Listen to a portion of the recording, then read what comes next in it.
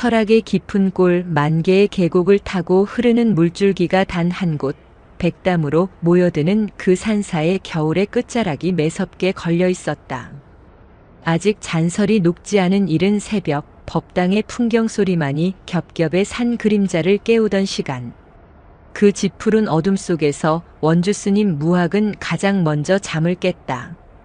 무학은 규율 그 자체인 스님이었다. 그의 걸음걸이는 자로 잰 듯했고 그의 목소리는 마른 장작이 타오르는 소리처럼 건조하고도 엄격했다. 그가 새벽 예불을 준비하기 위해 승방을 나선 순간 무학은 걸음을 멈췄다. 익숙한 풍경 소리 외에 다른 소리가 들렸다. 사락, 사락. 마치 마른 잎사귀가 바람에 스치듯 아주 여리고도 끈질긴 소리였다. 무학의 날카로운 시선이 소리의 근원지를 향했다. 경내 마당 한가운데 하늘을 향해 팔을 벌린 거대한 천년 감나무였다. 산짐승인가? 무학은 미간을 좁혔다. 저 감나무는 백담사의 신목이나 다름없었다.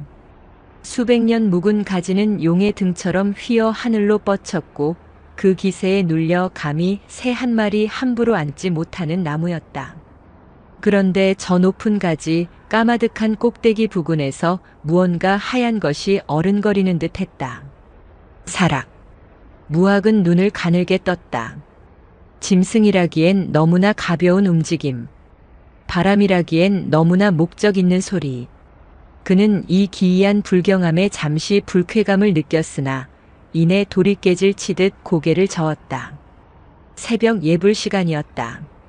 속세의 망념을 좇을 때가 아니었다. 나무아미타불. 그는 마른 입술로 연부를 외며 법당으로 향했다. 하지만 그 하얀 잔상과 기묘한 소리는 잘 닦인 그의 마음에도 미세한 금을 내고야 말았다. 아침 공양이 끝나고 볕이 법당 앞마당을 겨우 데울 무렵 주지스님 해안의 법문이 시작되었다. 해안 스님은 맑은 눈과 깊은 학식으로 존경받는 이였다. 그의 법문은 흐르는 물과 같아서 듣는 이의 마음에 자연스레 스며들었다. 부처님께서 말씀하신 무주상보시주란 머무는 바 없이 베푸는 것을 말함입니다. 해안 스님의 청아한 목소리가 대중을 울렸다. 내가 누구에게 무엇을 주었다는 생각, 그 공덕을 바라는 마음, 심지어 착한 일을 했다는 그 뿌듯함조차 없는 자리. 그저 자비심 그 자체가 되어 마치 해가 만물을 비추되 그 그림자를 가리지 않듯. 스님들은 물론 궂은 날씨에도 산사를 찾은 신도들까지 모두 해안 스님의 법문에 깊이 빠져들었다. 단 한 사람 5살 동자승 명진만 빼고 말이다. 명진은 가장 앞줄, 덩치 큰 사형들의 그림자에 가려 보일 듯 말 듯 앉아 있었다. 잿빛 승복은 몸에 비해 턱없이 컸고 맑은 얼굴은 막 쪄낸 찐빵처럼 뽀얗기만 했다. 그 작은 아이는 지금 인생 최대의 고비와 마주하고 있었다. 꾸벅, 꾸벅. 작은 머리가 연신 고꾸라졌다. 무학 스님의 시선이 불화살처럼 날아와 명진의 정수리에 꽂혔다. 저 아이, 기어코. 어젯밤 잠을 설친 탓인지 아니면 해안 스님의 법문이 5살 아이에게는 너무 어려운 탓인지 명진은 거의 감기다시피 한눈으로 사투를 벌이고 있었다. 진정한 보시는 그 마음을 내는 순간 이미 완성되는 것이니 해안 스님이 법문의 절정을 향해 갈 때였다. 꾸벅. 명진의 머리가 결국 무릎에 닿았다. 완전한 졸음이었다. 무학 스님의 입술이 파르르 떨렸다. 법문이 끝나기만 해보라는 서리빨 같은 다짐이 그의 눈에 어렸다. 바로 그때였다. 법당의 가장 뒤편 어두운 구석에서 아주 작게 흐느끼는 소리가 새어나왔다. 신도들의 독경 소리에 묻힐 만큼 작은 소리였지만 잠에 빠져들던 명진이 번쩍 고개를 들었다. 마치 누군가 자신의 이름을 부르기라도 한 것처럼 명진은 잠이 확 깬 얼굴로 소리가 나는 곳을 돌아보았다. 그곳에는 공덕주 노보살 보리심이 앉아 있었다. 보리심 노보살은 사시사철 200담사를 찾는 이였다. 그녀의 등은 이미 땅을 향해 굽어 있었고 얼굴의 팬주름은 설악의 어느 골짜기보다 깊었다. 그녀는 오늘도 법당에 들어오지 못하고 문지방 너머 구석에서 연신 절만 하고 있었다. 그녀의 시선은 법당 한편에 마련된 소원지를 적는 책상에 머물러 있었다. 전쟁이 끝난 지는 오래되었으나 산골 마을 사람들에게는 여전히 그 상처가 생생했다. 누군가는 아들을, 누군가는 남편을 잃었다. 보리심 노보살 역시 전쟁터에 나갔다 돌아오지 않는 아들을 기다리는 중이었다. 다른 이들은 붓을 들어 정성껏 소원지에 아들의 이름과 바람을 적었다. 하지만 보리심은 그를 몰랐다. 그녀는 소원지를 적는 책상 근처에도 가지 못했다. 그저 멀리서 바라보며 자신의 간절함이 저 종이에 닿기라도 바라는 듯 눈물만 훔치고 있었다. 아무도 그녀의 슬픔을 눈여겨보지 않았다. 모두가 해안 스님의 고고한 법문에 취해 있었다. 흐느낌은 점점 더 깊은 서러움이 되어 터져나왔다. 우리 아들 이름 석자 부처님. 그녀는 차마 소리내어 울지도 못하고 입술을 깨물었다. 무학 스님은 그 소리를 듣지 못했다. 해안 스님도 그 울음을 보지 못했다. 오직 법문 시간에 졸던 5살 동자승 명진만이 그 모든 광경을 뜬 눈으로 숨죽인 채 지켜보고 있었다. 명진의 맑은 눈동자의 구석에서 우는 노보살의 구분 등이 가득 들어찼다. 아이의 작은 가슴이 이유 모를 아픔으로 쿵 하고 내려앉았다. 법문이 끝나고 해안 스님이 법당을 나섰다. 사람들이 썰물처럼 빠져나갔다. 보리심 노보살도 퉁퉁 부은 눈을 소매자락으로 급히 훔치며 절뚝이며 산사를 내려갔다. 명진은 꼼짝도 하지 않고 노보살이 사라진 문지방 끝을 하염없이 바라보고 있었다. 명진. 불호령이 떨어졌다. 무학 스님이었다. 내 이놈. 주지 스님 법문 시간에 졸다니 이 절간의 규율이 그리 우습더냐. 명진은 그제야 화들짝 놀라 돌아봤지만 무학 스님의 꾸지람은 아이의 귀에 닿지 않는 듯 했다. 아이의 머릿속은 온통 그를 몰라 소원 하나 적지 못하고 서럽게 울다 돌아간 노보살의 구분 등으로 가득 차 있었다. 무학 스님의 호된 꾸지람은 오후 내내 이어졌다. 승려의 본분은 수행이며 수행의 기본은 계율이다. 5살이라 하여 용서받을 수 있으리라 생각 마라. 명진은 법당 앞 차가운 마룻바닥에 무릎을 꿇고 앉아 두 손을 벌로 들고 있어야 했다. 산사의 오후는 길고도 적막했다. 다른 동자승들은 나무를 하거나 물을 깃는 울력을 나갔지만 명진은 꼼짝없이 벌을 섰다. 하지만 명진의 마음은 다른 곳에 가 있었다. 할머니. 아파. 아이의 마음속에 그 생각뿐이었다. 마치 자신이 매를 맞은 것처럼 가슴 한 구석이 시큰거렸다. 그때였다. 덤불 속에서 파드득 하고 작은 새 한 마리가 떨어졌다.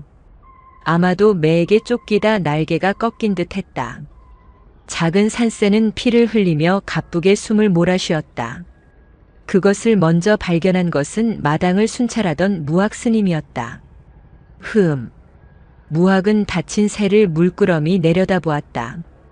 그는 천천히 다가가 새를 집어들려 했다. 스님, 안 돼요. 명진이 손을 든 채로 소리쳤다. 명진, 벌을 서는 중이다. 입을 닫거라. 새가 아파요. 살려주세요. 무학은 한숨을 내쉬었다. 모든 것은 인연법대로 가는 것이다. 이 새의 생은 여기까지다. 억지로 연명시키는 것 또한 자연의 섭리를 거스르는 교만이다. 고통을 멎게 해주는 것이 무학이 새의 목을 쥐려던 순간이었다. 싫어요. 명진은 벌을 서던 것도 잊고 총알처럼 튀어나갔다. 아이는 무학 스님의 손에서 날쌔게 새를 낚아챘다. 그리고는 자신의 품속 그 넉넉한 승복 안에 새를 감췄다. 내 이놈. 명진. 당장 내놓지 못할까? 무학 스님의 얼굴이 노기로 붉게 달아올랐다. 감히 스님의 결정을 정면으로 거역한 것이다. 새가 아프다고 울잖아요. 스님은 안 들려요? 새가 아프다고 살고 싶다고 울고 있잖아요. 5살 아이의 외침이라고는 믿기 힘든 절박하고도 맑은 소리가 경내에 울렸다. 무학은 순간 말문이 막혔다. 살고 싶다고 운다는 그 말에 그는 경전의 어느 구절로도 답할 수 없었다. 명진은 그 틈을 타 후다닥 자신의 승방, 헛간이나 다름없는 작은 골방으로 도망쳤다. 무학은 혀를 차며 뒤쫓았지만 아이는 이미 문을 걸어 잠근 후였다. 이따 주지스님께 고하겠다. 문 열어라, 명진. 하지만 문은 열리지 않았다. 문 안쪽에서 명진은 덜덜 떨리는 손으로 작은 새를 꺼냈다. 새는 금방이라도 숨이 넘어갈 듯 했다. 명진은 자신의 낡은 옷가지를 찢어 새의 상처를 조심스레 감쌌다. 저녁 공양 시간 명진은 나타나지 않았다. 무학 스님은 명진의 몫으로 나온 보리밥과 멀건 시래기국을 보며 혀를 찼다. 저 고집불통. 굶어봐야 정신을 차릴 것이다. 하지만 명진은 굶지 않았다. 아니, 굶었지만 혼자 굶지는 않았다. 깊은 밤 모두가 잠든 시간. 명진은 몰래 부엌에서 훔쳐온 자신의 저녁 공양, 이미 차갑게 식어버린 보리밥 한 덩이를 꺼냈다. 그리고는 그것을 입안에 넣어 잘게 씹었다. 쌀알이 완전히 으깨져 죽처럼 되자 명진은 그것을 조심스레 손가락에 묻혀 상처 입은 새의 부리에 넣어주었다. 새는 처음에는 거부했지만 이내 아이의 체온이 묻은 밥을 조금씩 삼키기 시작했다. 괜찮아. 안 아파. 이제 안 아플 거야. 명진은 새를 쓰다듬으며 속삭였다. 그러다 문득 아이의 손이 멈췄다. 할머니. 아파. 낮에 보았던 보리심 노보살의 구분 등이 다친 새의 모습과 겹쳐졌다. 다쳐서 울고 있는 새. 그를 몰라 서럽게 울던 할머니. 명진의 눈에는 그 둘이 똑같이 아픈 존재였다. 새는 밥을 주면 되는데. 할머니는 명진의 눈이 어둠 속에서 반짝였다. 아이는 가만히 골방을 기어 나왔다. 명진은 짐승처럼 소리 없이 경내를 가로질렀다. 아이의 발걸음은 보리심 노보살이 낮에 서성이던 소원지를 적는 책상으로 향했다. 그리고는 마치 홀린 듯 노보살이 사라진 산문 쪽으로 내달리기 시작했다. 산사는 밤이 되면 칠흑 같았지만 명진은 두려움이 없었다. 아이는 마치 무언가에 이끌리듯 노보살이 내려갔을 산길을 따라갔다. 얼마나 걸었을까? 산길 중턱의 작은 너와집에서 희미한 불빛과 함께 억눌린 울음소리가 새어나오고 있었다. 명진은 담벼락에 바싹 붙어 섰다. 보리심 노보살의 목소리였다. 부처님, 천지신명님, 우리 아들 영식입니다. 영식이가 집에 오게 해주세요. 살았는지 죽었는지 소식이라도 듣게 해주세요. 노보살은 캄캄한 방 안에서 아들의 낡은 호쩌고리를 붙들고 통곡하고 있었다.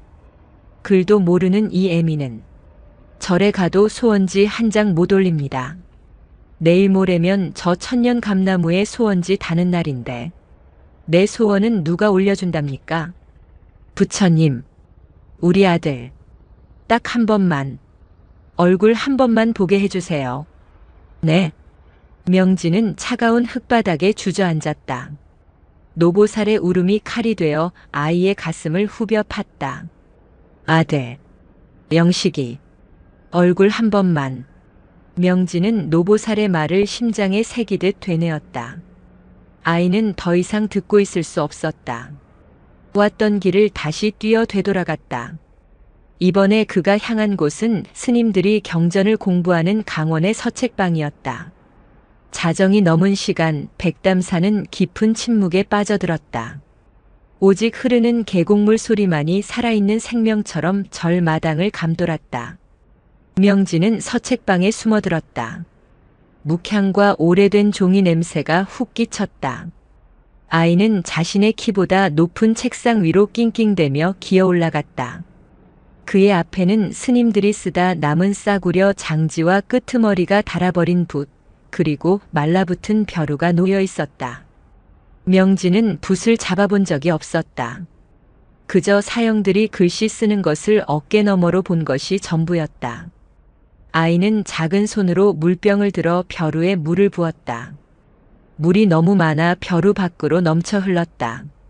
아이는 아랑곳하지 않고 제 팔뚝만 한 먹을 들어 벼루에 갈기 시작했다. 서걱, 서걱.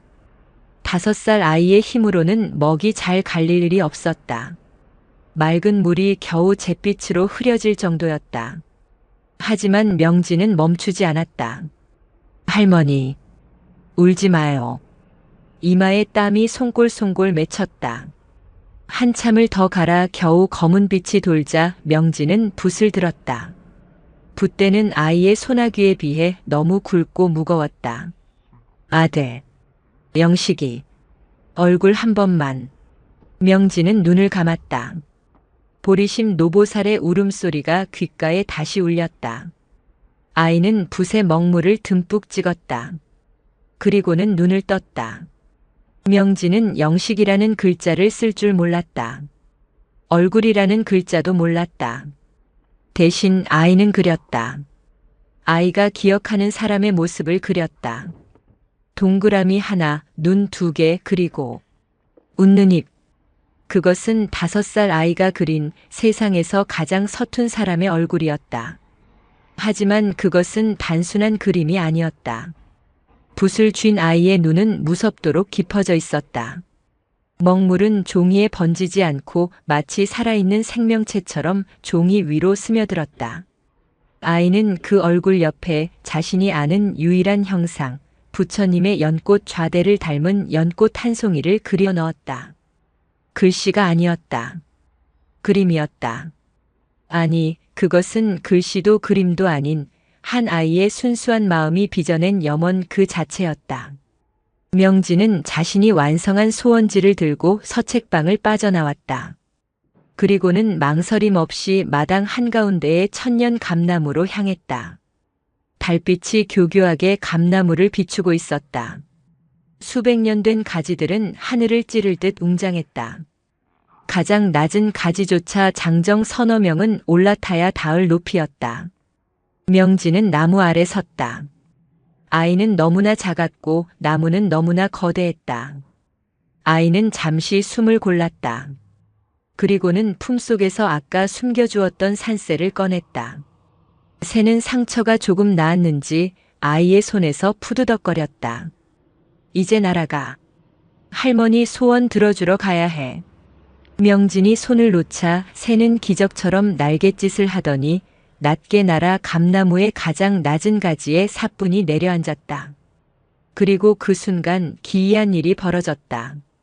명진은 나무를 오르려 하지 않았다. 그저 나무를 올려다볼 뿐이었다. 그런데 마치 보이지 않는 바람이 아이를 감싸 안기라도 한 듯 명진의 몸이 솜털처럼 가볍게 떠올랐다. 아이는 기어오르거나 매달리지 않았다. 그저 발을 내디딜 때마다 바람이 발밑에 층계를 놓아주는 듯 했다. 사뿐, 사뿐. 5살 아이의 몸은 마치 한 장의 나뭇잎처럼 거대한 감나무의 줄기를 타고 유려하게 솟아올랐다. 무학 스님이 새벽에 보았던 그 기이한 움직임이었다. 명진은 순식간에 인간의 발길이 단 한 번도 닿지 않았던 하늘과 가장 가까운 가장 높은 가지에 섰다. 아래를 내려다보자 백담사의 거대한 전각들이 장난감처럼 작게 보였다. 설악의 차가운 밤바람이 아이의 얇은 승복을 사납게 파고들었지만 명진은 춥지 않았다. 그는 가져온 소원지를 가장 높은 가지 끝에 단단히 매달았다. 서툰 얼굴 그림과 연꽃 한 송이가 달빛을 받아 하얗게 빛났다.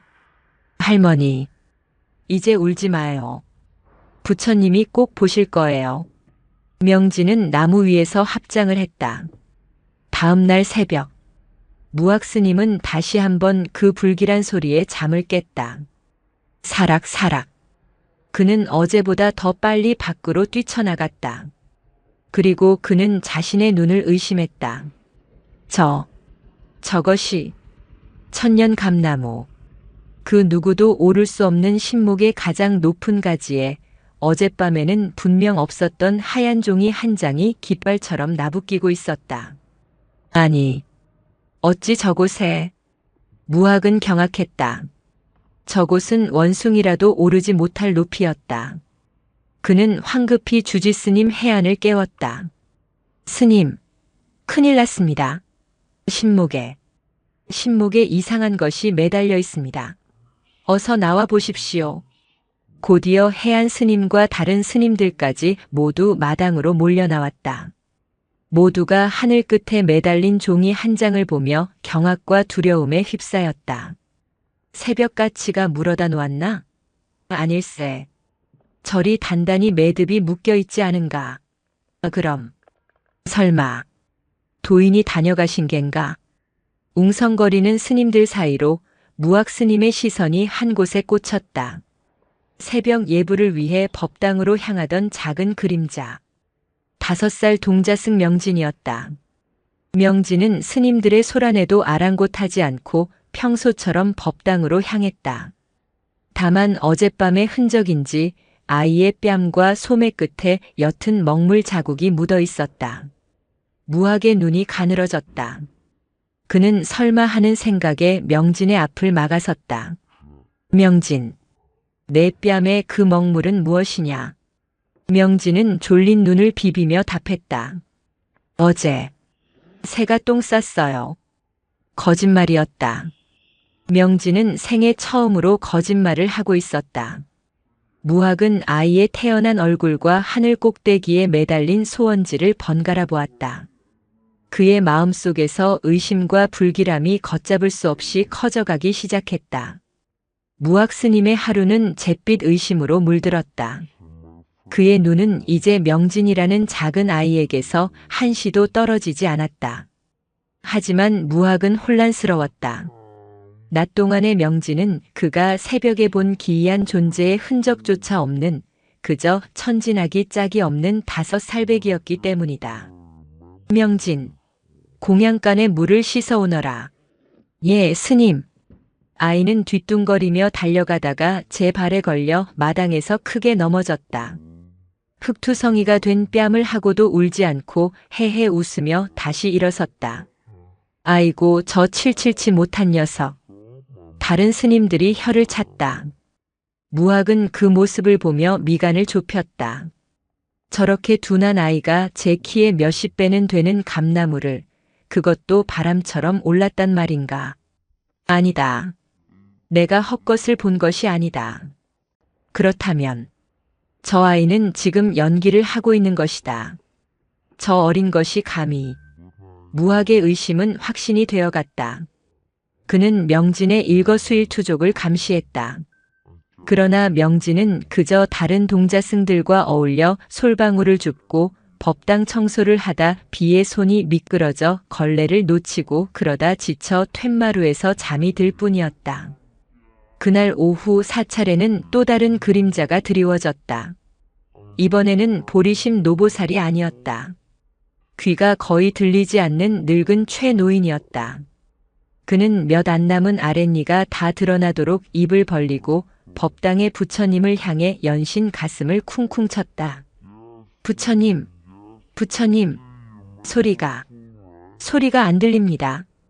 아무도 그의 말을 알아듣지 못했다. 그저 안타까운 눈으로 바라볼 뿐. 그는 법당에 절을 하다 말고 문득 저 멀리 설악의 거대한 봉우리, 울산 바위를 바라보며 다시 가슴을 쳤다. 그곳에 그의 젊은 날이, 그가 잃어버린 소리가 묻혀 있기라도 한 것처럼. 명진은 벌을 서다 말고 그 모습을 보았다. 최 노인이 밭은 기침을 하며 산사를 내려갈 때 명진은 또다시 몰래 그 뒤를 따랐다. 노인은 험한 산길을 내려가며 연신 뒤를 돌아보았다. 누군가 자신을 부르지 않을까, 기적처럼 소리가 들리지 않을까 기대하는 듯 했다. 하지만 바람 소리 외에는 아무것도 그에게 닿지 않았다. 노인은 작은 초가집에 들어서자마자 젊은 시절 쓰던 낡은 지게를 끌어안고 소리 없이 어깨를 들썩였다. 명진은 그 모습을 담벼락에 기대어 한참을 바라보았다. 아이의 눈은 노인의 슬픔으로 젖어들었다. 그날 밤 달빛이 유난히 밝았다. 무학 스님은 잠을 이루지 못했다. 그는 작심한 듯 승복을 단단히 여미고 밖으로 나왔다. 그리고는 감나무가 정면으로 보이는 승방의 어두운 처마 밑에 망부석처럼 섰다. 오늘 밤 내 놈의 정체를 기필코 밝혀내고야 말겠다. 자정이 지나고 인시가 가까워 올 무렵 쥐 죽은 듯 고요하던 경내에 낙엽이 구르는 것보다 더 가벼운 움직임이 포착되었다. 명진이었다. 아이는 부엌에서 어제와 같이 자신의 공양밥을 훔쳐 골방으로 향했다. 다친 산새에게 밥을 먹여주기 위함이었다. 잭, 잭. 산새는 이제 제법 기운을 차렸는지 아이의 손가락을 쪼았다. 됐다. 이제 날아갈 수 있겠다. 명진은 새를 품에 안고 밖으로 나왔다. 무학은 숨을 죽였다. 저 아이가 지금 새를 들고 어딜 가는 거지? 명진은 마당 한가운데로 걸어 나왔다. 그리고는 감나무를 향해 품속의 새를 가만히 들어 올렸다. 저기 높이. 새는 아이의 손을 떠나 감나무의 가장 낮은 가지로 날아올랐다. 그리고는 마치 길을 안내하듯 더 높은 가지로 또 더 높은 가지로 옮겨 앉으며 맑게 울었다. 그때였다. 무학은 제 눈을 비볐다. 명진이 나무에 손을 댔다. 그러자 마치 거대한 나무가 아이를 빨아들이기라도 하듯 아이의 몸이 스르르 떠올랐다. 바람이 불지 않았으나 아이의 옷자락이 세차게 나부끼며 그 작은 몸을 공중으로 밀어 올렸다. 아이는 굵은 가지를 밟는 것이 아니라 마치 보이지 않는 달빛의 계단을 밟고 써듯 유유히 나무를 탔다. 맙소사. 무학의 입에서 신음이 터져 나왔다. 저것은 인간의 몸짓이 아니었다. 명진은 어제보다 더 높은 곳에 멈췄다. 그리고는 품속에서 또 한 장의 종이를 꺼냈다. 어젯밤 몰래 서책방에서 그려낸 것이었다. 그것은 거대한 산 그림이었다. 설악의 울산 바위를 닮은 웅장한 산봉우리. 그리고 그 꼭대기에 마치 소리를 듣는 듯 크게 그려진 귀 하나. 최 노인의 한이 담긴 소원지였다. 명진은 그것을 매달고 그 옆에 매달린 보리심 노보살의 얼굴 그림을 한번 쓰다듬어 주었다. 무학은 그 광경을 보고도 차마 소리를 지르지 못했다. 너무나도 비현실적인 광경에 이것이 꿈인지 생시인지 분간할 수 없었다. 저 아이는 도대체 무엇인가? 부처님의 화신인가 아니면 산사의 기강을 무너뜨리러 온 마구니인가? 무학의 이성은 후자를 가리키고 있었다. 명진이 내려왔을 때 무학은 이미 그 자리에 없었다. 그는 자신의 승방으로 도망치듯 돌아가 밤새도록 떨리는 손으로 목탁을 두드렸다. 삿되다. 삿된 것이다. 저것은 불법이 아니다. 다음 날 아침 백담산은 발칵 뒤집혔다.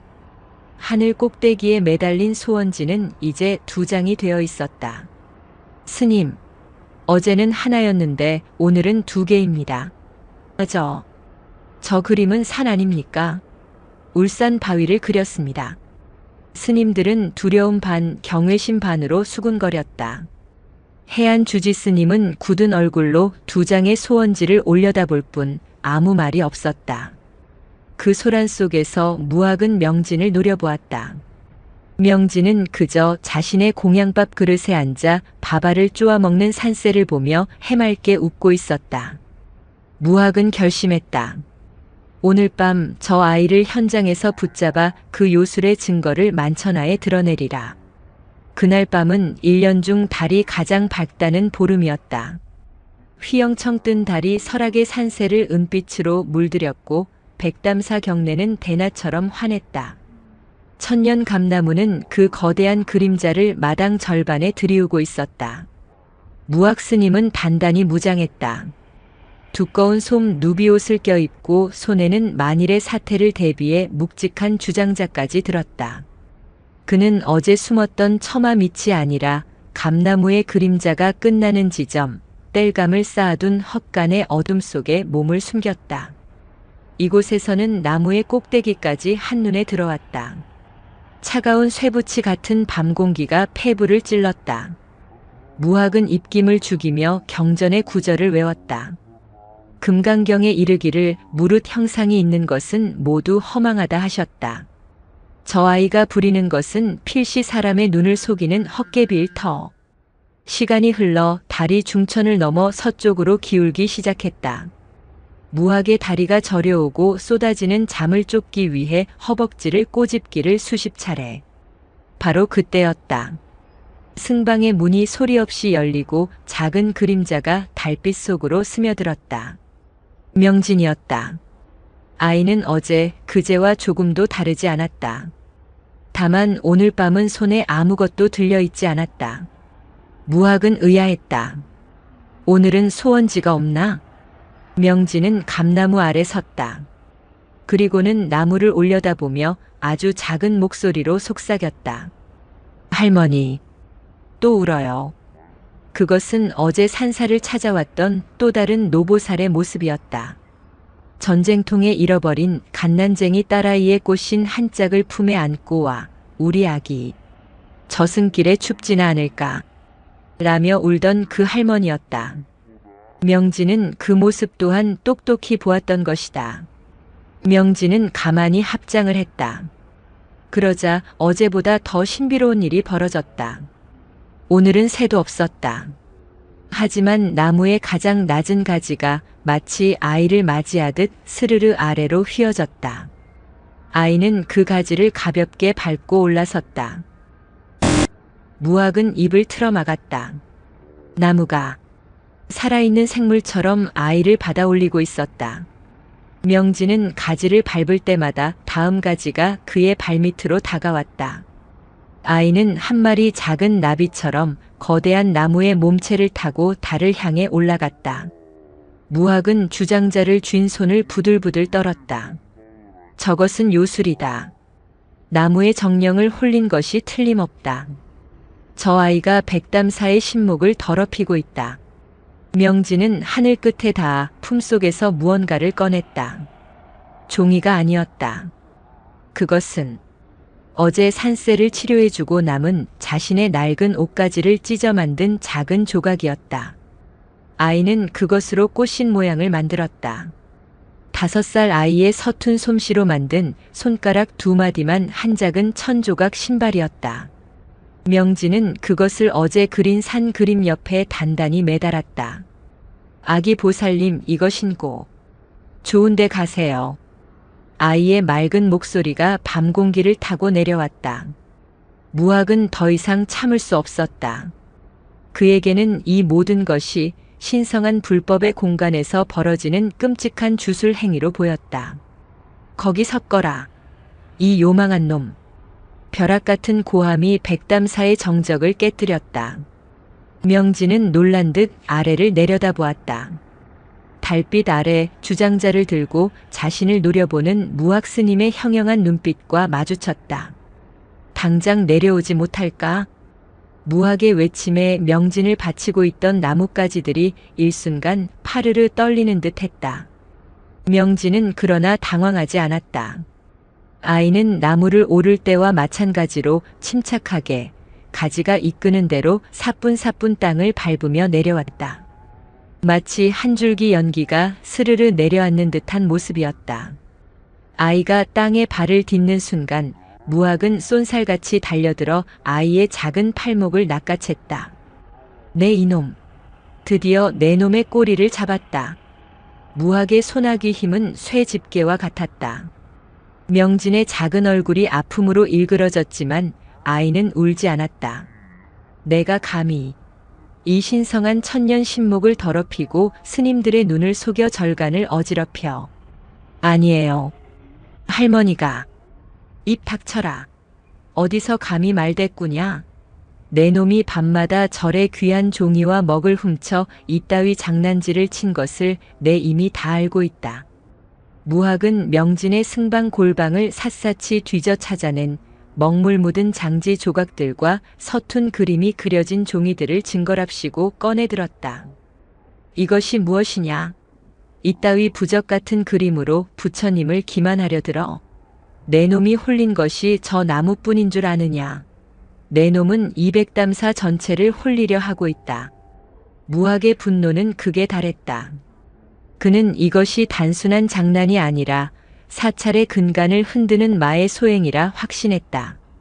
당장 주지스님께 가자. 이 새벽 내 놈의 이 요망한 짓을 낱낱이 고하고 이 절에서 당장 쫓아내야 한다. 무학은 명진의 팔을 거칠게 잡아 끌었다. 5살 아이는 잎사귀처럼 힘없이 끌려갔다. 아이의 발에서 집신 한쪽이 벗겨졌지만 무학은 아랑곳하지 않았다. 차가운 마당을 가로질러 주지스님 해안의 처소로 향하는 그 길. 보름달은 그 모든 광경을 서리빨처럼 차갑고도 분명하게 비추고 있었다. 스님, 주지스님, 어서 일어나 보십시오. 큰일 났습니다. 새벽 예불을 알리는 종이 울리기도 전 주지스님 해안의 방문이 거칠게 열렸다. 무학은 씩씩대는 숨을 몰아쉬며 명진을 방 한가운데로 밀어넣었다. 명진은 차가운 방바닥에 쿵 하고 넘어졌다. 잠에서 막 깬 해안 스님은 촛불을 켰다. 불빛 아래 노기에 찬 무학의 얼굴과 흙투성이가 된 채 입술을 굳게 다문 명진의 얼굴이 드러났다. 무학 스님, 이 새벽에 어인일입니까? 그리고 명진이는 어찌 이 꼴인게요? 해안의 목소리는 낮고 차분했지만 눈빛은 이미 사태의 심각성을 파악하고 있었다.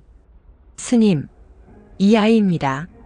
이 아이가 그 요망한 짓을 벌인 장본인입니다. 무학은 자신이 찾아낸 증거물들, 즉 먹물 묻은 장지 조각과 서툰 그림들을 해안 스님 앞에 내던졌다. 이 아이가 밤마다 저 신목에 올랐습니다. 스님들을 기만하고 절의 귀한 물건을 훔쳐 이따위 삿된 짓을 벌였습니다. 제가 이 두 눈으로 똑똑히 보았습니다. 저 아이가 나무를 타는 것을. 해안 스님은 바닥에 흩어진 종이 조각들을 물끄러미 내려다보았다. 얼굴 그림, 산 그림, 그리고 밥그릇처럼 보이는 그림. 무학 스님 진정하시오. 해안은 무학을 진정시킨 뒤 넘어진 명진을 향해 시선을 돌렸다. 명진아, 일어나 앉거라. 명진은 묵묵히 일어나 무릎을 꿇었다. 촛불에 비친 아이의 눈은 두려움이나 반항심이 아닌 그저 깊은 고요함에 잠겨 있었다. 명진아, 무학 스님의 말이 모두 사실이냐? 내가 저 감나무에 올랐느냐? 명진은 해안 스님의 눈을 피하지 않고 작게 고개를 끄덕였다. 네, 한마디였다. 그 짧은 긍정에 무학은 다시금 폭발했다. 보십시오, 스님. 시인하지 않습니까? 그런데 저 아이가 어찌 올랐는지 아십니까? 요술입니다. 요술을 부렸습니다. 바람이 밀어올리고 나뭇가지가 휘어지는 것을. 해안은 손을 들어 무학의 말을 막았다. 그는 여전히 명진에게서 눈을 떼지 않았다. 어찌 그 높은 곳을 올랐느냐? 명진은 잠시 망설였다. 그리고는 어른들은 이해할 수 없는 아이만의 진실을 말했다. 나무가 올라오라고 했습니다. 그리고 새가 도와줬어요. 이놈! 무학이 다시 소리쳤다. 주지스님 앞에서 감히 끝까지 거짓을 고하다니. 저것은 요술로 사람의 눈을 속이는 마구니의 언어입니다. 해안 스님은 눈을 감았다. 평생을 경전과 씨름해온 노스님은 지금 자신의 학식으로는 도저히 풀 수 없는 화두 앞에 선 기분이었다. 요술인가? 아니면 왜 하였느냐? 해안 스님이 가장 근본적인 질문을 던졌다. 어찌하여 이 귀한 종이와 먹을 써가며 이 위험한 짓을 한 것이냐? 이 그림들은 다 무엇이냐? 혜안이 바닥에 얼굴 그림을 집어들었다. 명진의 입술이 처음으로 파르르 떨렸다. 할머니가 울었어요. 할머니? 보리심 할머니가 글을 몰라서 소원지를 못 적어서 법당 구석에서 울었어요. 아들 얼굴 보고 싶다고. 그래서 명진의 목소리가 점차 잠겨들었다. 그래서 내가 대신 적어준 것이냐. 명진은 고개를 끄덕였다. 아들 얼굴 그려서 부처님 보시라고. 제일 높은데. 그럼 이 산 그림은? 무학이 다그쳤다. 최 할아버지가 소리가 안 들려서 저 산만 보고 울었어요. 그래서 산한테 할아버지 소리 듣게 해달라고. 혜안 스님의 손이 미세하게 떨리기 시작했다. 그는 바닥에 남은 마지막 그림 밥그릇을 집어들었다. 이것은 또 누구의 울음이냐. 어제 절 입구에서 어떤 할아버지가 배고프다고 울었어요. 밥 달라고. 그것은 스님들조차 무시하고 지나쳤던 남루한 차림의 거린이었다. 혜안은 입을 다물었다. 무학도 순간 할 말을 잃었다. 그들이 삿된 짓 요술이라 불렀던 것의 실체는 그저 5살 아이가 훔쳐들은 울음소리들이었다. 무학은 그러나 물러서지 않았다. 그 마음은 가상하나 스님, 방법이 틀렸습니다. 절의 규율을 어기고 귀한 물건을 훔치고 신목을 더럽힌 죄는 바로 그 순간이었다. 스님, 주지스님, 아이고 스님. 처소 문이 다시 한번 이번에는 거의 부서질 듯 열렸다. 새벽 예불을 드리러 왔던 보리심 노보살이 넋이 나간 사람처럼 방 안으로 뛰어들어왔다. 그녀의 손에는 누렇게 바랜 편지 한 장이 들려 있었다. 주지스님, 부처님이. 노보살은 말도 제대로 잊지 못하고 바닥에 주저앉아 통곡하기 시작했다. 무슨 일입니까, 보살님? 진정하고 말씀해 보시오. 혜안이 놀라 물었다. 우리 아들, 우리 영식이가 살았습니다. 살아서 돌아온답니다. 방 안의 공기가 그대로 얼어붙었다. 어젯밤 늦게 면사무소에서 사람이 왔어요. 군에서 연락이 왔다고. 우리 아들이 살아있다고. 편지가. 노보살은 손에 쥔 편지를 부들부들 떨며 혜안에게 내밀었다. 그것은 아들이 보낸 것이 아니라 아들의 생존을 확인하는 군부대의 공식 통지서였다. 무학 스님은 마치 망치로 머리를 맞은 듯 그 자리에 못 박혔다. 혜안 스님은 떨리는 손으로 통지서를 받아들었다. 그리고 그의 시선은 천천히 방구석에 무릎 꿇고 앉아있는 작은 아이에게로 향했다. 보리심 노보살도 그제야 명진을 발견했다. 노보살은 자신이 법당 구석에서 울 때 유일하게 자신을 바라봐주던 그 맑은 눈동자를 기억해냈다. 노보살은 혜안 스님도 무학 스님도 아닌 5살 동자승 명진을 향해 기어가기 시작했다. 그리고는 아이의 흑투성이 된 작은 손을 붙잡고 이마가 바닥에 닿도록 절을 했다. 아이고, 이 아기 부처님이 제 소원을 부처님께 바로 올려주셨습니다. 이 아기 부처님이 제 아들을 살렸습니다. 혜안 스님은 손에 얼굴 그림 소원지를 쥔 채 석상처럼 굳어버렸다. 무학 스님은 자신이 요술이라 불렀던 그 증거물과 아이의 발치에 엎드려 오열하는 노보살과 그리고 하늘 꼭대기에 매달렸을 그 그림을 떠올리며 자신의 평생 신념이 뿌리째 흔들리는 것을 느꼈다. 새벽을 알리는 백담사의 종소리가 그제야 웅장하게 울려 퍼지기 시작했다. 백담사 주지 혜안의 방. 새벽에 냉기는 촛불의 미미한 온기로는 어림도 없이 방 안을 짙푸른 얼음장으로 만들고 있었다. 그 얼음장 같은 정적을 깨트린 것은 보리심 노보살의 오열이었다. 아이고, 아이고, 내 새끼, 내 영식이. 그녀는 더 이상 해안 스님이나 무학 스님을 보지 않았다. 그녀의 늙고 주름진 손은 마치 구명줄이라도 잡은 듯 흙투성이가 된 명진의 작은 손을 꼭 붙잡고 있었다. 그녀의 이마는 차가운 방바닥에 닿은 채 떨어질 줄 몰랐다. 이 아기 부처님이 내 소원을. 명진은 어찌할 바를 몰랐다. 그저 자신을 붙들고 우는 할머니의 등이 그날 법당 구석에서 보았던 모습보다 훨씬 더 작고 가늘게 떨리고 있음을 느낄 뿐이었다. 무학 스님은 서 있었다. 그는 마치 자신의 영혼이 몸에서 빠져나가는 것을 느끼는 듯 했다. 살아있다. 그 세 글자가 그의 뇌리에서 천둥처럼 울렸다. 우연이다. 이것은 그저 시기가 맞아떨어진 끔찍한 우연일 뿐이다. 무학의 이성은 필사적으로 외쳤다. 규율, 원칙, 인과. 그가 평생을 바쳐 쌓아 올린 견고한 성벽이었다. 5살 아이의 서툰 그림 하나가 수십 년간 생사도 모르던 사람을 돌아오게 만들었다. 불경했다. 그것은 인과를 무시한 삿된 힘, 그가 그토록 경계하던 요술의 증거일 뿐이었다. 보살님, 잠시 진정하십시오. 무학이 애써 목소리를 쥐어짜냈다. 이것은 그저. 무학 스님. 그때 해안 주지 스님의 낮고 깊은 목소리가 무학의 말을 잘랐다. 무학은 돌아보았다. 해안 스님은 앉은 채로 미동도 하지 않았다.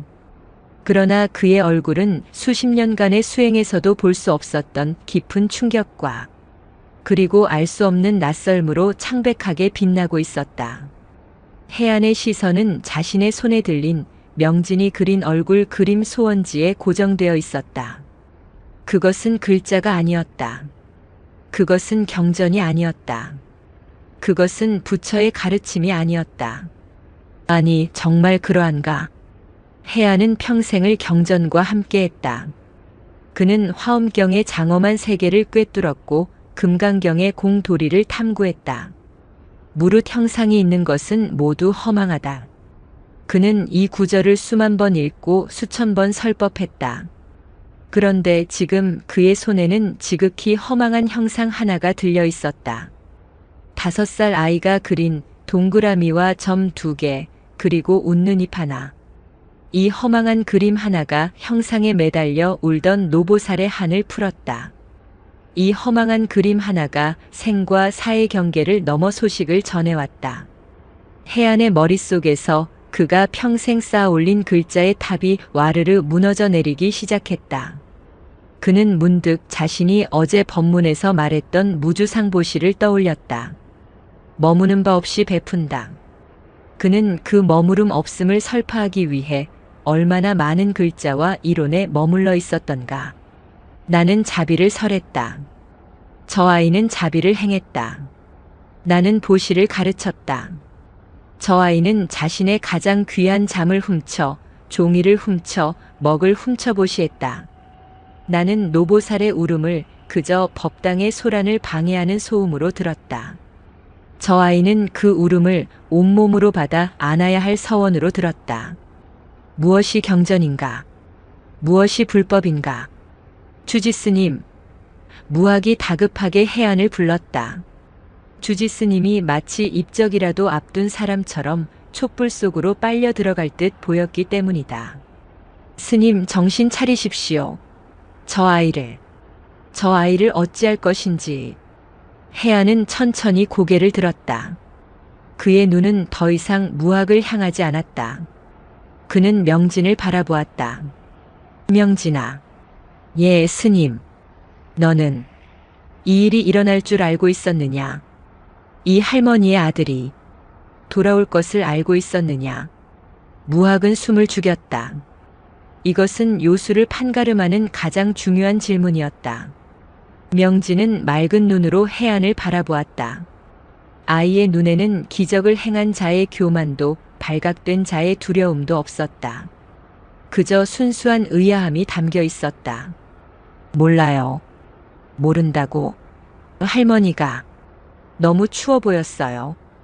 법당 구석에서 너무너무 추워서 부들부들 떨었어요. 그래서 명진은 혜안의 손에 들린 얼굴 그림을 가리켰다. 할머니 아들 얼굴. 부처님이 잘 보시라고. 햇볕 잘 드는 제일 높은데 거기 걸어두면 할머니가 좀 따뜻해질 줄 알았어요. 따뜻해질 줄 알았다. 그 한마디에 혜안 스님의 눈에서 뜨거운 것이 울컥 솟았다. 무학 스님은 뒤로 한 걸음 물러섰다. 요술이 아니었다. 기적을 의도한 것도 아니었다. 그것은 추위를 본 자가 따뜻함을 건넨 지극히 당연한 행위였다. 5살 아이의 그 순수한 마음이 그 어떤 대가의 경전보다도 그 어떤 노스님의 법력보다도 더 깊고 강력하게 인과의 사슬을 흔들어버린 것이다. 혜안은 자리에서 일어났다. 그는 촛불을 들고 방바닥에 엎드린 보리심 노보살에게 다가갔다. 보살님, 일어나십시오. 스님, 아이고, 스님, 부처님께서 보살님의 간절한 마음을 받으셨습니다. 그리고 이 아이가 보살님의 마음을 부처님께 가장 정직하게 전해 올렸습니다. 혜안은 노보살을 부축해 일으켜 세웠다. 그리고는 곁에 굳어있는 무학을 돌아보았다. 무학의 얼굴은 이제 노기가 아니라 짙은 패배감과 공포로 하얗게 질려 있었다. 무학 스님, 예, 주지 스님, 새벽 예불 시간을 한 시진 뒤로 미루십시오. 예. 하오나 스님 예불 시간은 백담사의 백담사의 1000년 역사 이래 오늘만큼 큰 법문이 열린 적이 없었습니다. 어서 모든 대중에게 그리 알리십시오. 혜안의 목소리는 조용했지만 그 어떤 사자후보다 단호했다. 그리고 혜안은 말을 이었다. 보살님께서 너무 놀라셨으니 스님께서 직접 공양간에 불을 지펴 가장 따뜻한 미음을 한 그릇 쑤어 보살님께 공양 올리십시오.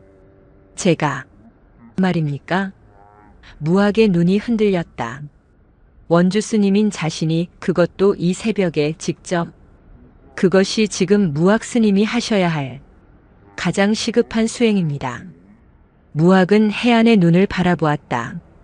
혜안의 눈은 명령을 하고 있지 않았다. 그것은 기회를 주는 눈빛이었다. 무너진 경전의 탑 아래에서 진짜 불법을 행할 기회. 무학은 입술을 깨물었다. 그는 더 이상 아무 말도 하지 못하고 혜안 스님에게 깊이 허리를 숙였다. 그리고는 보리심 노보살을 부축하려 했다. 보살님 이쪽으로. 보리심 노보살은 그러나 무학의 손을 잡지 않았다. 그녀는 다시 한번 명진에게 다가가 아이의 머리를 쓰다듬었다. 아기 부처님, 고맙습니다. 고맙습니다. 그리고는 무학의 부축을 받으며 울음 반, 웃음 반 섞인 기묘한 소리를 내며 방을 나섰다. 방 안에는 다시 혜안과 명진 둘만 남았다. 그리고 바닥에는 아이가 그린 서툰 그림들이 촛불 아래 흩어져 있었다. 혜안은 조용히 문을 열었다. 동쪽 하늘이 칠흑 같은 어둠을 뚫고 아주 옅은 보랏빛으로 물들기 시작하고 있었다. 혜안은 명진의 작은 손을 잡았다. 아이의 손은 흙먼지로 거칠었지만 이상하리만치 따뜻했다. 명진아. 예, 스님. 나가자. 내가 그린 저 그림들. 나도 좀 더 자세히 보아야겠다. 부처님이 보신 그것을 나도 좀 보아야겠다. 혜안 스님은 백담사의 주지 스님은 5살 동자승의 손에 이끌려 마치 처음 불법을 배우는 사미승처럼 경의와 두려움이 뒤섞인 걸음으로 새벽이 밝아오는 마당을 향해 걸어나갔다. 새벽 예불이 미뤄졌다는 소식에 백담사 경내는 이른 시간부터 술렁였다. 스님들은 무슨 변고가 생겼는지 몰라 저마다 승방에서 나와 웅성거리고 있었다. 그들의 눈에 믿을 수 없는 광경이 들어왔다. 백담사에서 가장 엄격하고 규율을 어긴다는 것은 죽음보다 더한 치욕으로 알던 원주스님 무학이 사시사철 눈물말을 날 없던 보리심 노보사를 부축하고 있었다. 그뿐만이 아니었다. 무학 스님은 공양간 아궁이에 직접 불을 지피고 있었고 노보살은 그런 무학 스님을 보며 꿈인지 생시인지 모를 표정으로 눈물만 뚝뚝 흘리고 있었다. 저게 무학 스님 맞으신가? 보리심 보살님 아니신가? 무슨 일이? 스님들의 웅성거림은 곧 더 큰 충격으로 바뀌었다. 주지스님 해안이 법당이 아닌 마당 한가운데 천년 감나무를 향해 걸어가고 있었기 때문이다. 그리고 그의 손은 어젯밤 온 사찰을 뒤집어 놓은 문제의 동자승, 명진의 손을 꼭 잡고 있었다. 주지스님께서 저 아이의 손을 모든 스님들이 마당으로 쏟아져 나왔다. 그들은 감히 주지스님께 다가가지도 흩어지지도 못한 채 경내를 가득 메운 채 그 광경을 지켜보았다. 해안은 나무 아래 섰다. 동이 터오는 옅은 빛 속에서 그 하늘 꼭대기에 매달린 것들이 보였다. 보리심 노보살의 아들을 그린 얼굴, 귀먹은 최노인의 한이 서린 산과 귀, 굶주린 거린의 배고픔이 담긴 밥그릇, 갓난 딸을 잃은 어미의 슬픔이 맺힌 꽃신. 그것들은 더 이상 삿된 그림이나 규율 위반의 증거물이 아니었다. 해안은 그것들이 백담사 대웅전의 그 어떤 장엄한 불화보다도 더 거룩하고 자비로운 부처의 얼굴임을 깨달았다. 명진아, 예 스님, 이것들을 매달 때 무섭지 않았느냐? 이 높은 곳을 오르면서 떨어질까 두렵지 않았느냐? 명진은 해안 스님의 질문을 이해하지 못하는 듯 했다. 나무가 잡아줬어요. 나무가? 예. 나뭇가지가 제 발을 딱 받쳐줬어요. 그리고 새도 길을 알려줬고요. 해안은 눈을 감았다. 무정물인 나무가 설 법한다. 경전에나 나오는 말이었다. 그는 평생 그것을 비유로만 이해했다. 그러나 지금 그는 비유가 아닌 실체와 마주하고 있었다. 순수한 자비심 앞에서는 천년 묵은 나무조차 기꺼이 그 몸을 굽혀 길을 내어주는 것이다. 바로 그때였다. 스님, 주지스님, 스님. 산사 아래쪽에서 거의 짐승의 울부짖음에 가까운 고함이 들려왔다. 모두가 놀라 산문 쪽을 바라보았다. 새벽 안개를 뚫고 한 늙은이가 미친 사람처럼 뛰어오고 있었다. 맨발이었고 옷은 반쯤 벗겨진 채였다. 귀가 들리지 않던 최노인이었다. 최노인은 마당에 들어서자마자 해안 스님이나 다른 스님들은 안중에도 없다는 듯 곧장 천년 감나무를 향해 달려들었다. 그리고는 나무의 거친 줄기를 끌어안고 통곡하기 시작했다. 들립니다. 스님, 소리가 들려요. 흐엉.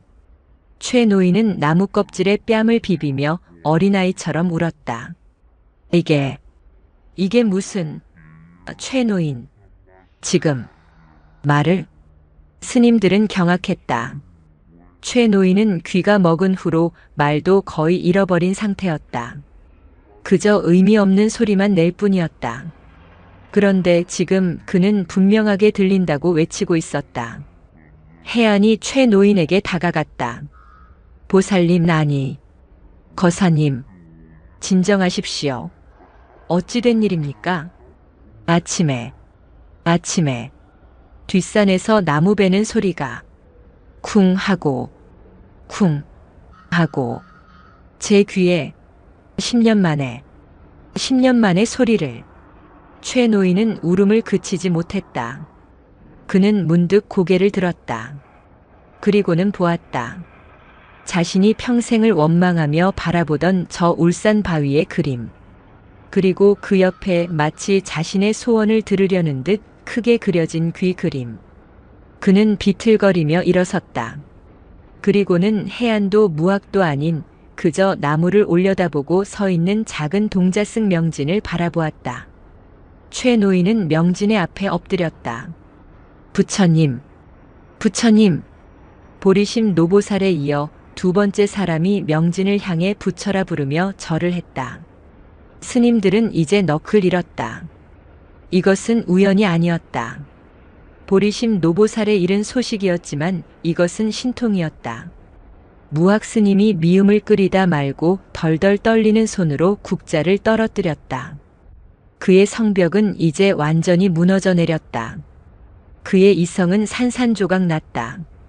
그는 자신이 어젯밤 요술이라 불렀던 그것이, 자신이 마군이라 불렀던 저 아이가 지금 자신의 눈앞에서 경전 속에서나 보았던 부처의 이적을 행하는 것을 보고 있었다.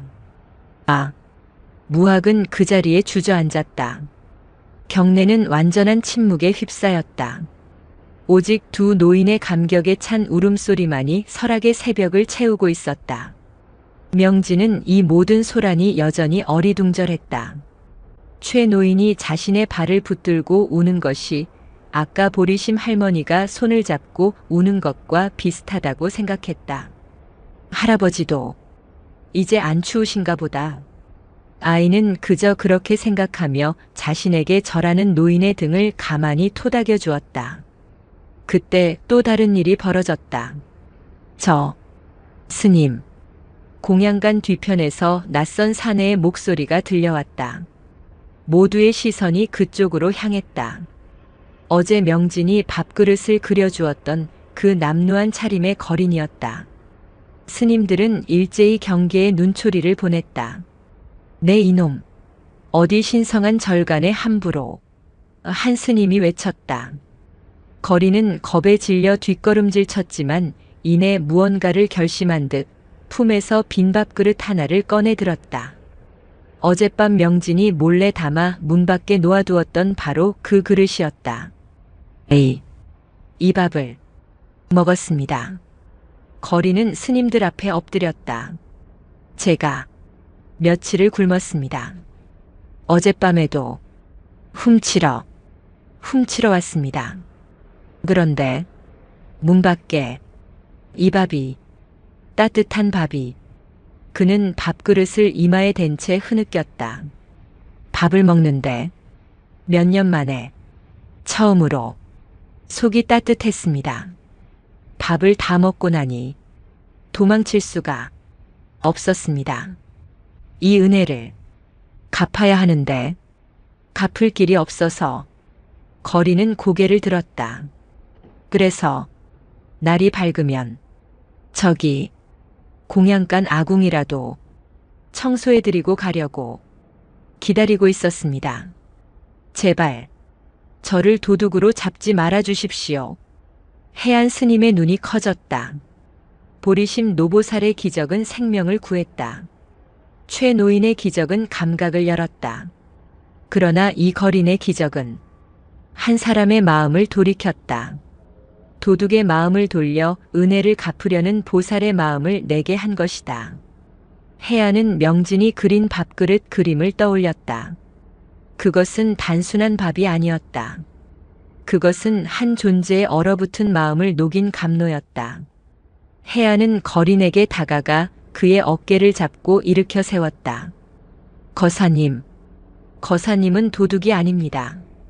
거사님은 오늘 200담사에서 가장 귀한 공양을 올린 대시주이십니다. 예, 스님? 해안은 거린을 지나쳐 다시 한번 명진을 바라보았다. 이제 모든 것이 명확해졌다. 저 아이는 그를 모르지만 온몸으로 경전을 쓰고 있었다. 저 아이는 불법을 모르지만 온몸으로 불법을 행하고 있었다. 해안 스님의 가슴 속에서 무너진 경전의 잿더미 속에서 뜨겁고도 맑은 그 무엇인가가 솟아오르고 있었다. 그것은 깨달음이었다. 백담사의 종이 울렸다. 예정보다 한 시즌이나 늦게 울린 종소리는 평소보다 훨씬 더 무겁고도 멀리 설악의 골짜기를 흔들었다. 스님들은 법당으로 향했다. 그들의 걸음걸이에는 평소의 고요함 대신 흥분과 경외, 그리고 약간의 두려움이 섞여 있었다. 법당 안은 입추에 여지없이 가득 찼다. 보리심 노보살과 최노인, 그리고 해안 스님의 허락을 받아 깨끗한 옷으로 갈아입은 거린까지 모두가 부처님 앞에 섰다. 해안 스님이 법좌에 올랐다. 그의 양옆으로는 넋이 나간 듯한 무학 스님과 여전히 졸음이 가시지 않은 듯 눈을 비비는 명진이 앉았다. 주지 스님이 법좌의 동자승을, 그것도 자신의 옆자리에 앉힌 것은 백담사 계산 이래 처음 있는 일이었다. 모두가 숨을 죽였다. 해안 스님이 어떤 법문을 할 것인가. 오늘 새벽에 일어난 이 불가사의한 일들을 그는 경전의 어느 구절을 빌어 설명할 것인가. 해안 스님은 그러나 목탁을 잡지 않았다. 경전을 펼치지도 않았다. 그는 그저 명진이 그렸던 4장의 서툰 그림을 법상 위에 조용히 펼쳐놓았다. 얼굴, 산과 귀, 밥그릇, 꽃신. 해안은 대중을 둘러보았다. 나는 오늘 그의 목소리는 젖어 있었지만 그 어떤 때보다 힘이 있었다. 평생을 읽어온 모든 경전을 버리려 합니다. 대중이 술렁였다. 주지 스님이 경전을 버리겠다니. 해안은 아랑곳하지 않고 말을 이었다. 나는 평생을 지혜를 구했습니다.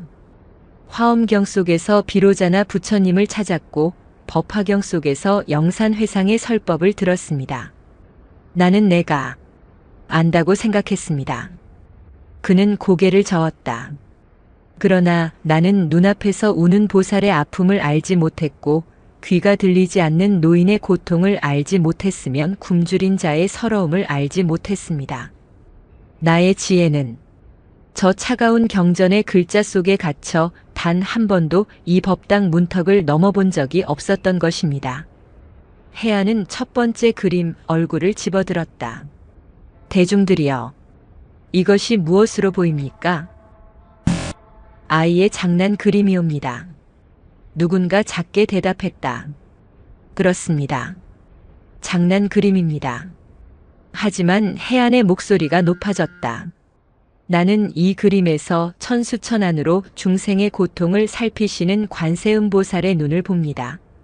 그는 얼굴 그림을 높이 쳐들었다. 우리는 모두 관음경을 외웠으나 정작 중생의 울음소리를 보는 이는 없었습니다. 그러나 이 아이는 글자 하나 모르지만 온몸으로 울음소리를 보았고 그 아픔을 덜어주려 했습니다. 이 그림 한 장이 우리가 평생 외운 관음경 전부보다 더한 공덕을 쌓았습니다. 그는 두 번째 그림 산과 귀를 집어들었다. 이것은 무엇입니까? 산 그림이옵니다. 아닙니다.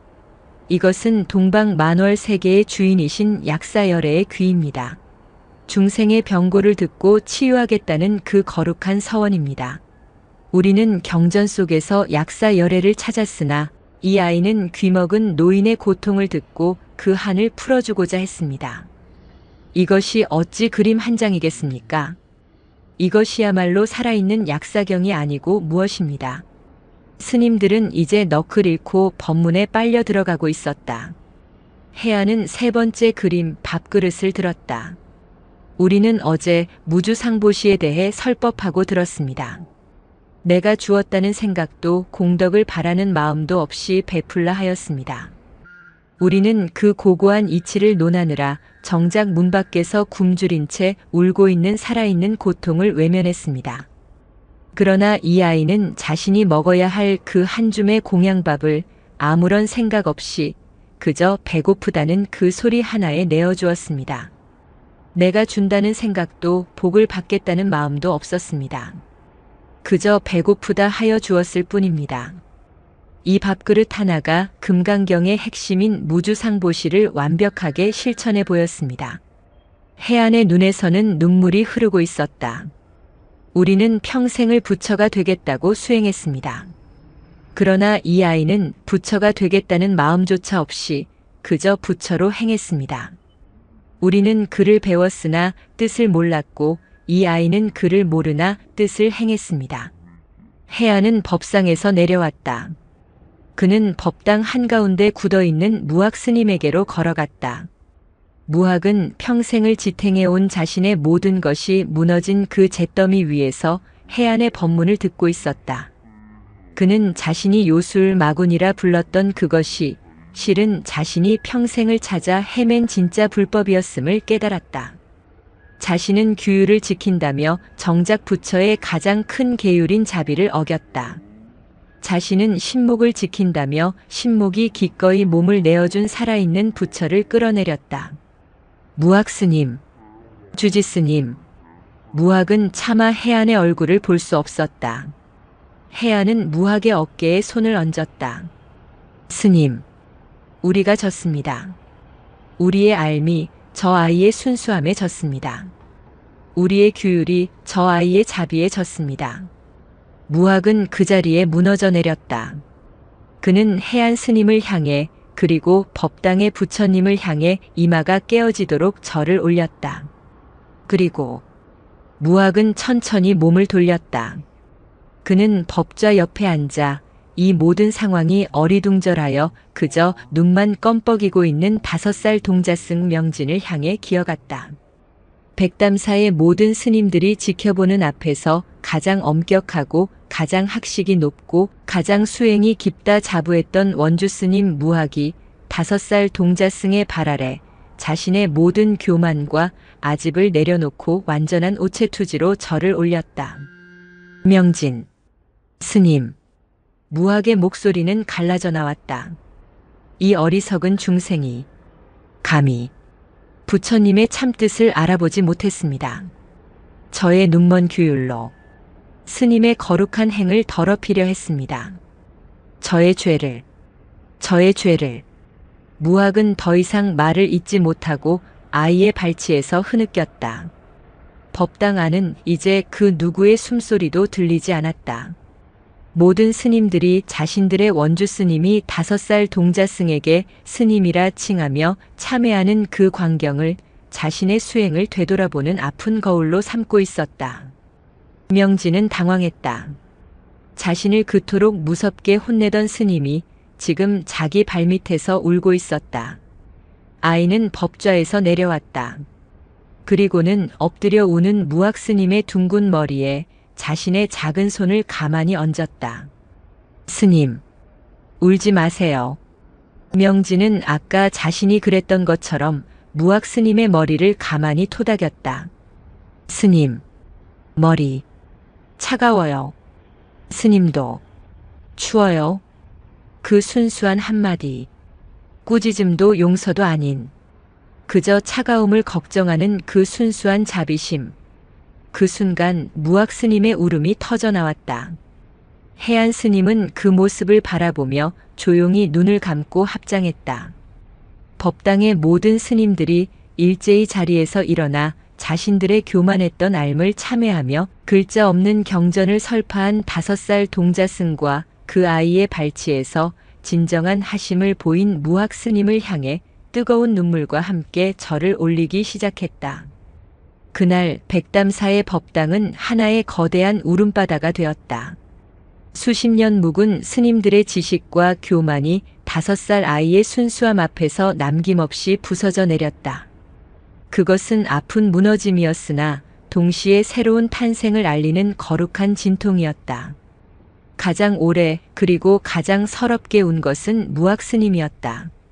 그는 명진의 발치에 엎드려 자신의 둥근 머리를 토닥이는 그 작은 손길을 느끼며 통곡했다. 아이의 손은 따뜻했다. 자신이 평생을 쫓아온 얼음장 같은 규율과는 비교할 수도 없는 온기였다. 스님도 추워요. 라는 그 한마디는 무학이 평생을 들어온 그 어떤 경전의 구절보다도 깊게 그의 얼어붙은 마음을 녹여내렸다. 해안 스님은 그 모든 광경을 법당의 주불이 중생을 바라보듯 그저 묵묵히 지켜보았다. 그의 법문은 이미 끝났다. 아니, 그의 글자 법문은 끝났고 이제부터 이 법당에 모인 모두가 행동으로 새로운 법문을 쓸 차례였다. 법회가 끝난 것이 아니었다. 법회는 이제 막 시작된 것이었다. 다음 날 아침 백담사의 풍경은 어제와 같았으나 모든 것이 달라져 있었다. 새벽 예불을 알리는 종소리가 울리고 스님들이 법당으로 향했다. 하지만 그들의 걸음걸이에는 더 이상 습관적인 무거움이 없었다. 그들의 눈은 어젯밤의 충격과 눈물로 붉게 상기되어 있었으나 이상하리만치 맑고 빛나고 있었다. 가장 큰 변화는 무학 스님에게서 일어났다. 그는 늘 서던 주지 스님의 바로 옆 대중을 호령하던 원주 스님의 자리에 서지 않았다. 그는 법당의 가장 뒤편, 이제 막 머리를 깎은 어린 사미승들의 곁에 조용히 섰다. 그가 입은 가사는 어제와 같은 것이었으나 그의 몸을 감싼 기운은 완전히 다른 것이었다. 평생 그를 짓누르던 엄격함과 권위라는 무거운 쇠 갑옷이 벗겨진 자리에는 갓 태어난 아이처럼 무방비하고 연약하지만 그래서 더없이 진실한 비움이 서려 있었다. 해안 스님은 그런 무학을 한번 바라보았으나 아무 말도 하지 않았다. 그날의 예불은 기묘했다. 독경 소리는 여느 때보다 거칠고 박자도 맞지 않았다. 많은 스님들이 목이 메어 소리를 잇지 못했고 누군가는 경전을 읽다 말고 멈춰 서서 하염없이 눈물만 흘렸다. 경전의 글자들이 더 이상 지식으로 읽히지 않고 살아있는 아픔과 자비의 목소리로 들려오기 시작한 것이다. 그리고 그 법당 한가운데 명진은 새벽에 일찍 일어난 것이 무리였는지 굵은 기둥에 기대어 또다시 꾸벅꾸벅 졸고 있었다. 몇몇 스님들이 그 모습을 보고 어제와는 다른 따뜻한 실소를 머금었다. 무학 스님은 그 모습을 물끄러미 바라보았다. 어제였다면 당장 주장자가 날아갔을 그 모습이 오늘은 왠지 모르게 평화롭게 보였다. 저 아이는 저렇게 자면서도 부처의 일을 하는구나. 그는 그렇게 생각하며 자신도 모르게 옅은 미소를 지었다. 예불이 끝나고 아침 공양 시간. 사건은 또 한 번 일어났다. 무학 스님이 공양간으로 직접 들어간 것이다. 스님? 어인일이십니까? 공양주 보살이 기겁을 하며 뛰어나왔다. 원주 스님이 감히 누추한 부엌에 발을 들인다는 것은 상상도 못할 일이었다. 미음. 무학이 입을 열었다. 예, 미음을 끓이려 하오. 가장 부드럽고 따뜻한 것으로. 그는 어제 해안 스님이 자신에게 내렸던 수행을 떠올렸다. 가장 따뜻한 미음을 쑤어 공양하라. 해안 스님은 보리심 노보살에게만 그리하라 했지만 무학은 깨달았다. 자신이 공양해야 할 대상은 비단 노보살만이 아니라는 것을. 무학은 서툰 솜씨로 아궁이에 불을 지폈다. 쌀을 씻고 솥에 물을 부었다. 공양주 보살이 안절부절 못하며 도우려 했지만 무학은 묵묵히 고개를 저었다. 한참을 끓여낸 쌀알이 보이지 않을 만큼 부드러운 미음이 완성되었다. 무학은 그 미음을 작은 그릇에 담았다. 그리고는 법당 앞 툇마루에 앉아 멍하니 해가 뜨는 것을 바라보고 있는 명진에게로 향했다. 명진은 어젯밤 거칠게 끌려다니느라 벗겨진 집신 한쪽을 제 작은 손으로 끙끙대며 엮어보려 하고 있었다. 어젯밤 인간의 몸으로는 불가능해 보였던 그 신통력은 어디로 갔는지 지금의 명진은 그저 집신 하나 제대로 신지 못하는 5살 아이일 뿐이었다. 무학은 그 아이 앞에 가만히 무릎을 꿇고 앉았다. 명진아. 스님? 명진은 자신을 무섭게 혼내던 스님이 눈앞에 무릎을 꿇자 겁을 먹고 뒤로 물러섰다. 무학은 아이와 눈을 맞췄다. 그는 미안하다는 말을 어찌 꺼내야 할지 몰랐다. 용서하라는 말은 더더욱 할 수 없었다. 대신 그는 명진의 흑투성이 발을 조심스레 잡아들었다. 그리고는 자신이 끙끙대며 엮어보려던 그 집신을 무학 스님이 대신 정성껏 엮어 아이의 발에 신겨주었다. 명진의 눈이 동그래졌다. 발이 차구나. 무학은 그렇게 말하며 들고 온 미음 그릇을 아이에게 내밀었다. 속이라도 데우거라. 명진은 김이 모락모락 나는 미음을 바라보았다. 그리고는 무학 스님을 올려다보았다. 스님의 눈은 어제처럼 무섭지 않았다. 퉁퉁 부어 있었지만 왠지 슬퍼 보였다. 명진은 그릇을 받아들었다. 그리고는 숟가락으로 미음을 한술 떠서 무학 스님의 입에 내밀었다. 무학이 당황했다. 스님도 드세요. 스님도 추워 보여요. 어젯밤 자신을 참회하게 만들었던 바로 그 말. 스님도 추워요. 무학은 그 숟가락을 바라보았다. 이것은 5살 아이가 건네는 공양이었다. 자신이 평생을 바쳐 닦아온 그 어떤 수행보다도 지금 이 미음 한 숟가락을 받아먹는 것이야말로 가장 어렵고도 가장 거룩한 하심의 수행임을 그는 깨달았다. 무학은 천천히 입을 벌렸다. 따뜻한 미음이 그의 차가웠던 속을 적셔 내려갔다. 그는 고개를 숙인 채 밥그릇을 든 아이의 손 위로 뜨거운 눈물을 떨구었다. 그것은 참회의 눈물이었고 또한 구원의 눈물이었다. 그날 이후 백담사는 변했다. 해안 스님은 더 이상 법상에 앉아 어려운 경전을 설하지 않았다. 대신 그는 모든 스님을 이끌고 천년 감나무 아래에 섰다. 그 나무는 더 이상 신목이라 불리지 않았다. 해안 스님은 그 나무에 보리심 나무라는 새 이름을 붙여주었다.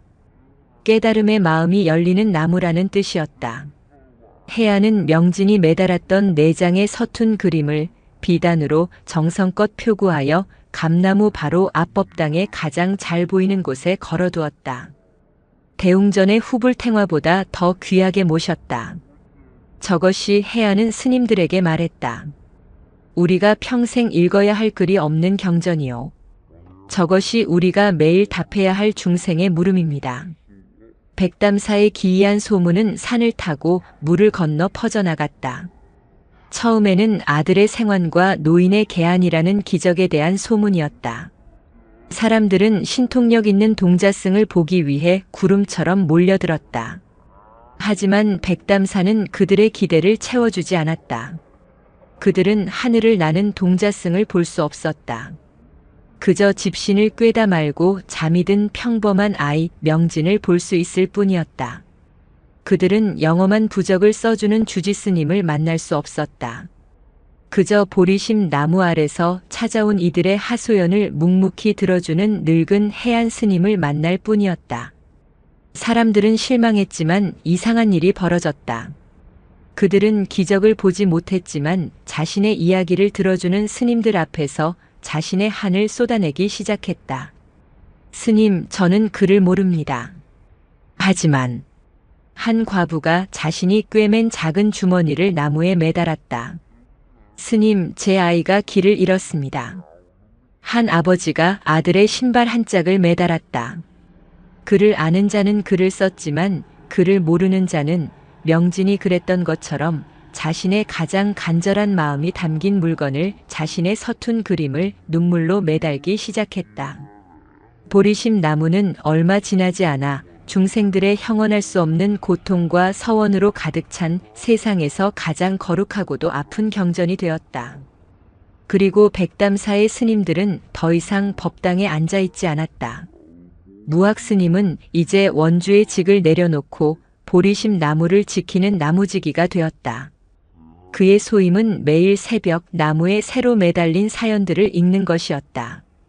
주지스님, 오늘은 쌀이 떨어진 이가 셋이요, 약이 필요한 이가 둘입니다. 알겠소. 꽃간을 여시오. 오늘은 우리가 저 경전의 답을 할 차례입니다. 백담사의 스님들은 이제 경전을 읽는 대신 경전을 살아내기 시작했다. 그들은 쌀을 지고 산을 넘었고 약을 구하기 위해 읍내를 뒤졌다. 아이를 잃은 이의 벗이 되어 함께 울었고 배고픈 이에게 기꺼이 자신의 공양을 나누었다. 백담사는 더 이상 고고한 수행처가 아니었다. 이름 그대로 설악의 모든 계곡물이 모여들 듯 이 땅의 모든 아픔이 모여드는 살아있는 자비의 강이 되었다. 시간이 흘러 설악에 다시 봄이 만연했다.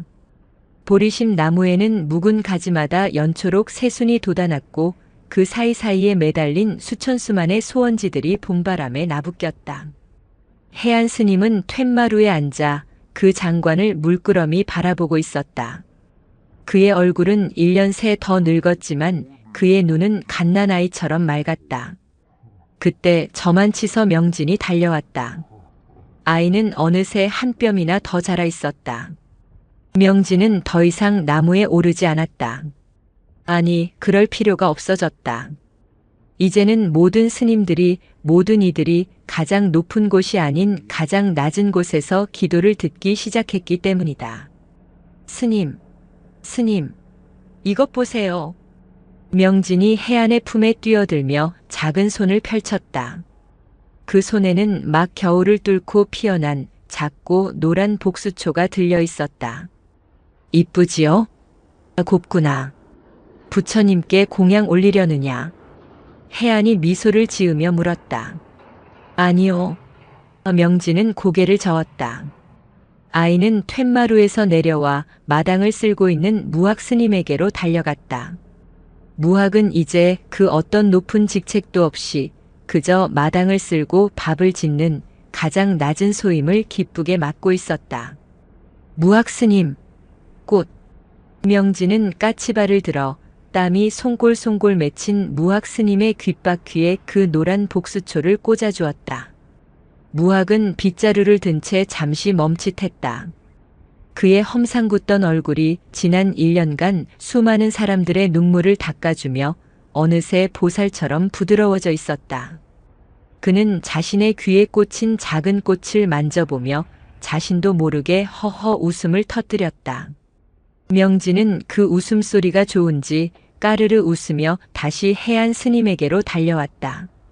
그리고는 마치 지친 새가 둥지를 찾듯 늙은 주지 스님의 품에 폭 안겼다. 스님, 왜 그러느냐? 아까 보리심 할머니 만났어요. 오, 그러냐? 아직도 우시더냐? 명진은 해안 스님의 품에 얼굴을 묻으며 나른한 목소리로 속삭였다. 아니요. 할머니가 이제 안 울어요.